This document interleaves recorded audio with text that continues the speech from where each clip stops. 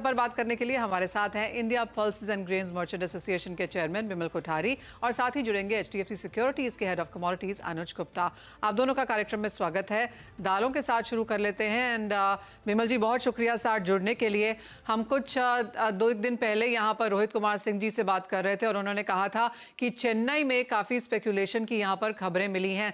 सबसे पहले उसी पर आपसे जानना चाहेंगे। ऑफकोर्स हमने म्यांमार में वो बात होते हुए देखी, मोजाम्बिक का इशू यहाँ पर आता जाता रहता है। एज ऑफ नाउ माना जा रहा है कि कुछ सॉर्ट हुआ है। और तीसरी जगह जो अब चेन्नई में होर्डिंग की बात आ रही है, आप इसे कैसे देखते हैं? धन्यवाद Manisha ji, thank you for inviting.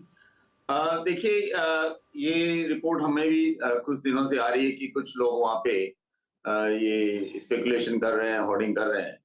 तो इसमें जो सरकार ने कदम उठाए हैं, हम सरकार के साथ में हैं। हमारी एसोसिएशन कोई भी तरह की स्पेकुलेटिव एक्टिविटीज को हम एनकरेज नहीं करते हैं। और जो सरकार जो इस पे कदम उठा रही है वो एक अच्छी बात है, क्योंकि हम जानते हैं कि तुअर में बहुत इस बार हमारे उत्पादन में कमी है और कुछ लोग उसका नाजायज फायदा उठाने की कोशिश कर रहे हैं।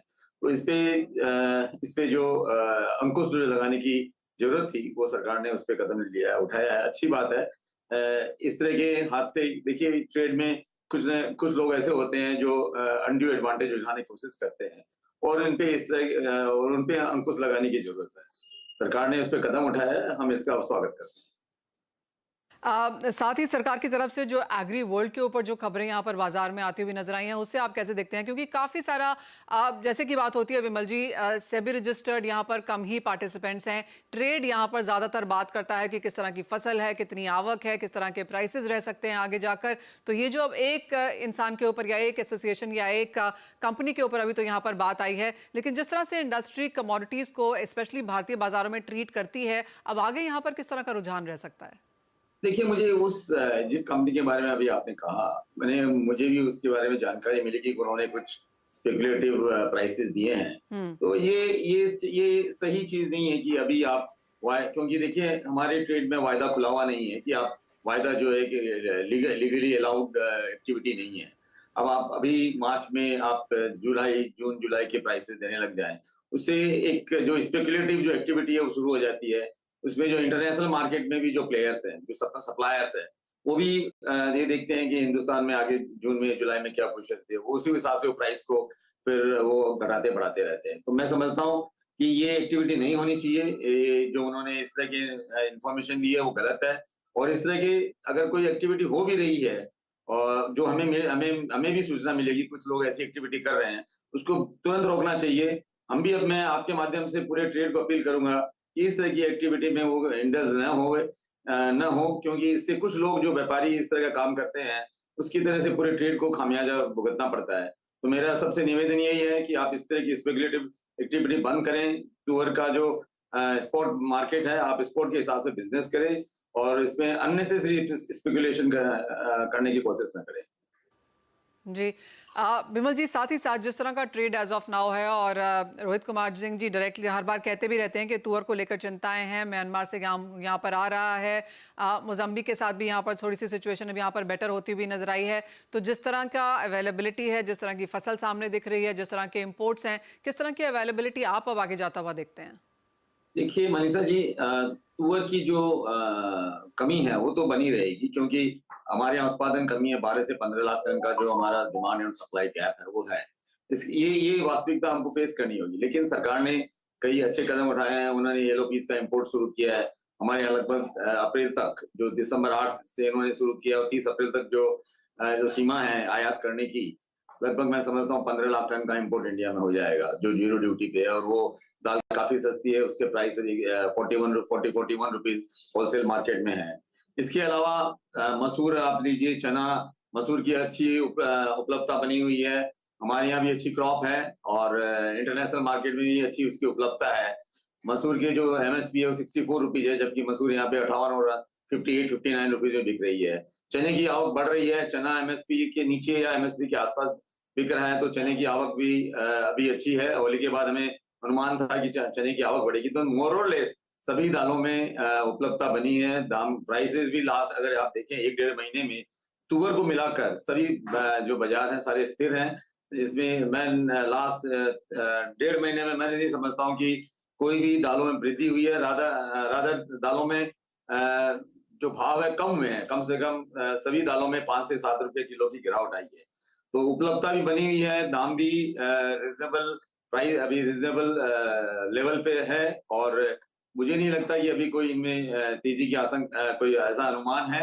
जहां तक आपका तुअर के बारे में जो आपने बताया, तुअर जरूर हमारे यहाँ इस बार उपलब्धता की कमी रहेगी, लेकिन हमारे यहाँ दूसरी दालें काफी अवेलेबल हैं। तो आपको पूरे पल्सेस के बास्केट को आपको एज ए होल देखना होगा कि हमारे एज ए होल पल्सेस के बास्केट की क्या सिचुएशन है।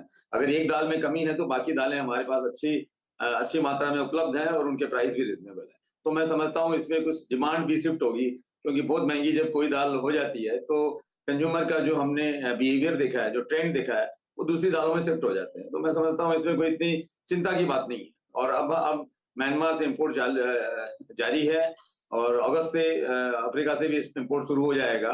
दूसरे देशों के साथ भी बात हो रही है, ब्राजील और अर्जेंटीना ऐसे देशों से भी बात हो रही है कि वो भी वहाँ तुअर और उड़द का उत्पादन करें, ताकि भविष्य में हमें हमारी जो रिक्वायरमेंट है। विमल जी, ब्राजील और अर्जेंटीना से यहाँ पर माल जरूर आ रहा है, लेकिन जिस तरह के सूत्रों के हिसाब से खबर मिली है उसके हिसाब से ये है कि इंडिया यहाँ पर कोई कॉन्ट्रैक्चुअल ऑब्लिगेशन में नहीं है, जहाँ तक ब्राजील से खरीदारी की बात है। अभी तक कोई कॉन्ट्रैक्चुअल ऑब्लिगेशन नहीं है। बिल्कुल इस पे बातचीत हो रही है, दोनों सरकारों के बीच बातचीत हो रही है। आईपीजी इसको फैसिलिटेट भी कर रहे हैं। हम भी सरकार से अनुरोध कर रहे हैं कि देखिए, मैं इसमें एक मुद्दे की बात कर रहा हूँ कि देखिए, हमारे यहाँ इस साल जो सरकार के आंकड़ों के अनुसार 330 लाख टन दालों की रिक्वायरमेंट है। मनीषा जी, ये जो रिक्वायरमेंट है नेक्स्ट 6 साल में, मतलब 2030 तक लगभग 400 लाख टन की हो जाएगी। और हमारे यहाँ दालों का जो उत्पादन होता है सिर्फ रेनफेड एरिया में होता है, इरिगेटेड एरिया में नहीं होता है। एक खराब मानसून, एक एल नीनो का इफेक्ट हमारी पूरी जो सप्लाई की जो डायनेमिक्स है उसको बदल देता है। इसलिए जरूरी है, एक बहुत अच्छी बात है कि सरकार सेल्फ रिलायंस, आत्मनिर्भरता की तरफ बढ़ रही है। हम इसका स्वागत करते हैं और होना भी चाहिए। लेकिन आत्मनिर्भरता का मतलब ये नहीं है कि हमको कॉशस नहीं रहना चाहिए हमें, क्योंकि देखिए हमारे यहाँ एक बहुत बड़ी पॉपुलेशन है, 140 करोड़ लोग हमारे यहाँ हैं, और उनके लिए दाल जो एक बहुत बड़ा इंपॉर्टेंट फूड है, एक स्टेपल फूड है।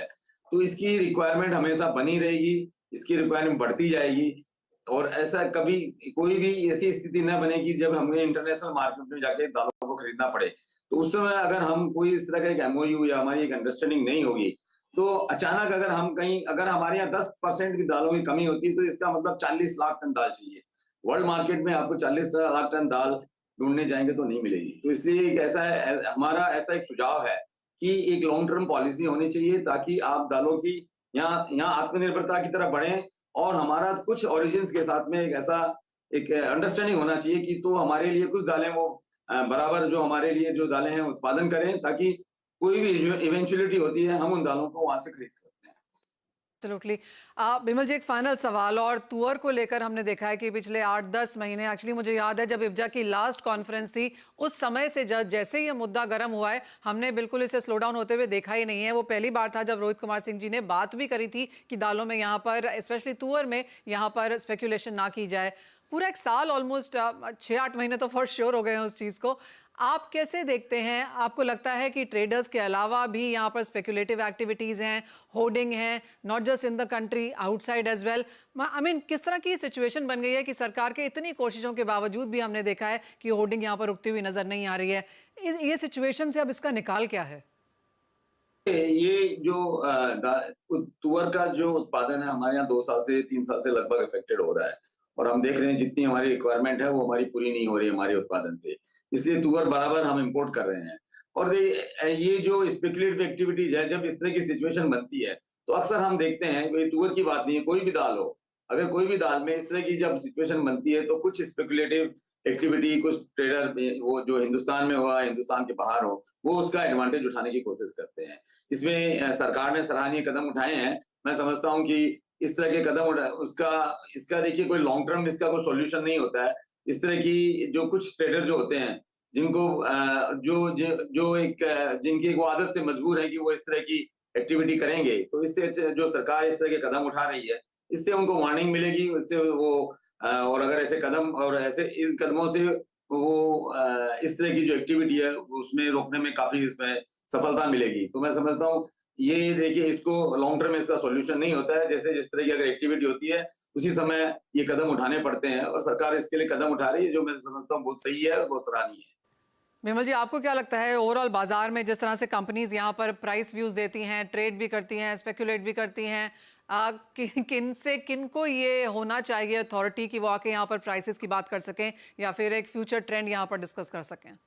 देखिए ऐसा है कि जो प्राइसेस देना तो गलत बात नहीं है। प्राइसेस आप जो दे रहे हैं, उसपे जो स्पेकुलेशन जैसे कि जो मैं अभी आप एग्रीवर्ल्ड की बात कर रहे थे, कि वो जून जुलाई के वायदे खुल गए, उनके भाव दे रहे हैं। वो स्पेकुलेटिव जो एक्टिविटीज है, उसके लिए सरकार का उसमें एक उनका ऑब्जेक्शन था कि इस तरह का काम एक्टिविटी नहीं चाहिए होनी चाहिए। क्योंकि अभी अभी स्पॉट मार्केट 102 रुपए के भाव है और आप जून के भाव 110 रुपए की स्पेकुलेटिव के हिसाब से आप बातें 110 के भाव बना दिए आपने।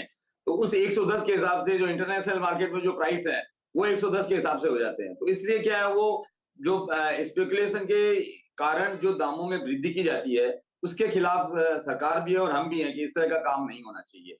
तो जैसा मैंने कहा कि देखिए ये, और जहां तक आपने कहा कि ये प्राइस जो ट्रेंड है, देखिए हमारी ये एसोसिएशन है, हम भी मार्केट अपडेट देते हैं। आईपीजीए का एक मार्केट अपडेट है। हम वेरी ऑथेंटिक, हम कोई स्पेकुलेटिव तरह का जो एडवाइस है वो नहीं करते हैं। जो मार्केट में एक्टिविटी होती है, हम वो प्राइसेस देते हैं। मंडियों में क्या भाव होते हैं, वेरियस मार्केट्स में क्या जो जहाँ डेस्टिनेशन है वहाँ क्या प्राइसेज है, उनकी हम रोज के जो भाव होते हैं, हम वो एक भावों को हम बताते हैं कि ये भाव है, ये भाव चल रहे हैं। स्पेकुलेटिव नेचर का जो का एक्टिविटी है वो हम बिल्कुल इसके खिलाफ हैं। हम न तो हम पोस्ट करते हैं और न हम इस तरह के एक्टिविटी को हम एनकरेज करना चाहते हैं। तो हम आईपीजे की एक अच्छी वेबसाइट है और अच्छा एक मैसेजिंग सर्विस है, जिसमें हम रोज के भाव देते हैं और काफी हमारे उसमें मेंबर्स है, 5000 से ज्यादा पार्टिसिपेंट्स है और एक ऑथेंटिक सर्विस हम दे रहे हैं। मैं ये नहीं कह रहा हूँ कि कौन इसमें ऑथराइज है। इसमें एक फ्री ट्रेड सर्विस है, कोई भी दे सकता है, कोई भी एसोसिएशन, कोई इंडिविजुअल दे सकता है, लेकिन ये बड़ी जिम्मेदारी से होना चाहिए। और इसके लिए जिम्मेदारी जो है वो समझनी चाहिए कि ये किस तरह का इस तरह के मैसेज से क्या इफेक्ट पड़ सकता है बाजार पे। ये जिम्मेदारी समझनी बहुत जरूरी है, जो भी इस तरह की सर्विस दे रहे हैं। बहुत बड़ी रिस्पॉन्सिबिलिटी है यहाँ पर, और कैसे यहाँ पर कारोबार और कैसे यहाँ पर प्राइस डिसेमिनेशन होना चाहिए। और जैसे विमल जी कह रहे हैं कि कोई भी दे सकता है, लेकिन रिस्पॉन्सिबिलिटी एक बहुत बड़ी चीज़ है। बहुत शुक्रिया विमल जी हमारे साथ आज जुड़ने के लिए और वो तमाम चीज़ों पर बात भी करने के लिए। हमारे साथ अनुज गुप्ता भी हैं। अनुज, आप कैसे देखते हैं कमोडिटी बाजार की बातें, एग्रो कमोडिटीज़ में स्पेशली? अब आपको यहाँ पर क्या लगता है क्या किया जाना चाहिए?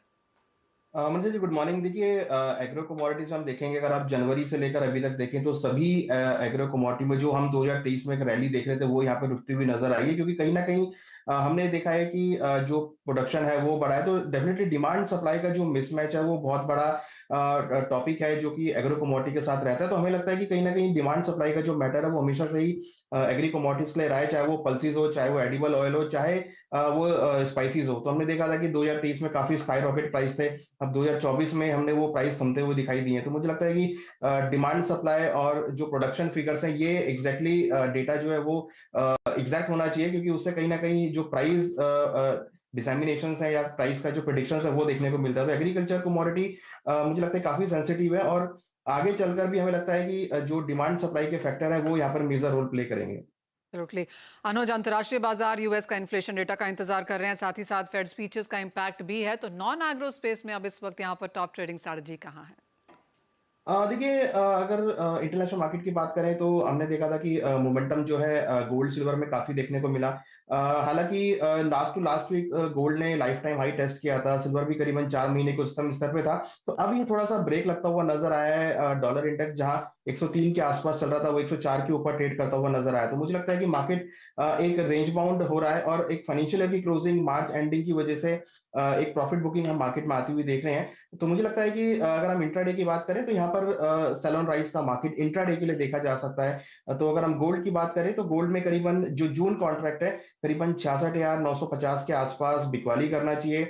67,100 का स्टॉप लॉस रखा है। टारगेट नीचे करीबन 66,400 66,300 तक देखा जा सकता है। वहीं सिल्वर के अंदर भी सेल ऑन राइज का मार्केट देखने को मिल सकता है। तो करीबन 74,700 के आसपास बिकवाली करें, 75,100 का स्टॉप लॉस रखा है। टारगेट नीचे करीबन 74,200 तक देखा जा सकता है। तो बुलियंस में मुझे लगता है कि कहीं ना कहीं थोड़ा ब्रेक लगता हुआ दिख रहा है। डॉलर इंडेक्स में जो स्पीड आई है उसकी वजह से हो सकता है कि एक इंट्राडे के लिए आपको सेल ऑन राइज का मार्केट गोल्ड सिल्वर में देखा जा सकता है। ओके, तो बिकवाली करनी है राइस पे यहाँ पर, और काफ़ी हद तक तेज़ी यहाँ पर हम प्राइसेस में ऑलरेडी आता हुआ देख चुके हैं। अनुज, बहुत शुक्रिया जुड़ने के लिए। उन तमाम स्ट्रैटेजीज़ के लिए भी एक ब्रेक का समय है। जब लौटेंगे तो एक एक्सक्लूसिव कॉन्वर्सेशन लेकर आएंगे अमूल के एमडी जयन मेहता के साथ।